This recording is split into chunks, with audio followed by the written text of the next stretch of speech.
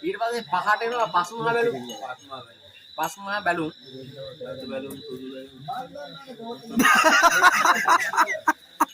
ඔව් ඕකේ කළු එකක් තියෙනවා.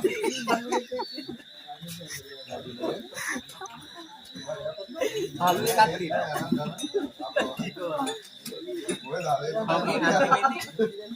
දෙදවුලට අධිපති අතරනම් චතුරාර්ය සත්‍ය වෙන්නේ.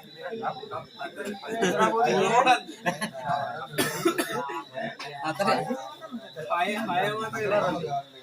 මේක හතරට හතරවරන් දෙයියෝ ඊට පස්සේ තුන්තරා බෝධියෙන් එගොඩ වෙලා සදෙව්ලොවට දෙදවුල අධිපති මම කියලා බුදුහාමුදුරු බුදු වෙනවා. දකුණු ආසියාවේ බුදු වෙන්නේ ඉන්දියාවේ. ඒක තමයි මේ කිව්වේ. අපි බූරු ගැහුවේ නෑ. අය ඕ මොක තමයි අමතක වෙලා දැන. අපි දෙන්නම අමතක ගන්නෑ. මොකද සීන් එකට කතා කරලා අහපල්ලා බලන්න සිතකුට කියන්න. දැන් දන්නවනේ කියන්න. අය මතක අය නැතුව කහපල්ලා බූරු. අය අයින් කළා කියන්නේ. ආවෝ කියපල්ලා වෙන්නේ.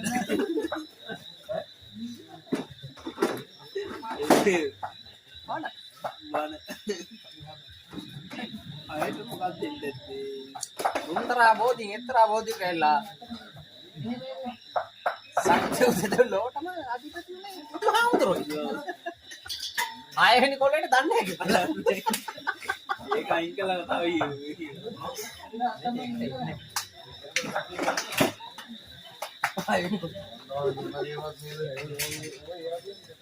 මේ බානකයි රජවරු හතර දෙනා හතර විදියකට ඉන්නවා. ඉතින් දෑවරු හතර දෙනා හතර විදියකට ඉන්නවා. ප්‍රධාන ඇමති හතර දෙනා හතර විදියකට ඉන්නවා. එක්කෙනෙක් සමානයි. මේක නේපාල මේක භූතාන. අරක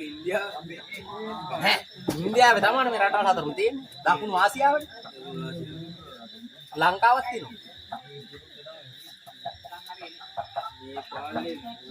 දකුණු ආසියාව ගැන තෙල්ලන්නේ දකුණු ආසියාවේ තියෙන ලොකුම රතකාල් තියෙන කොහෙද? රතකාල්. ඔව්. ඉන්දියාව. යකෝ ලංකාවේ. ලංකාවේ. රතකාල්. ඔව්. දෙයියෝ සාලේ මේ වැවත් එක්කම පාතින් තියෙන රතකාල තියෙන්නේ. පාරේ දෙයියෝ වාහන පාටින් එක තියෙන්නේ.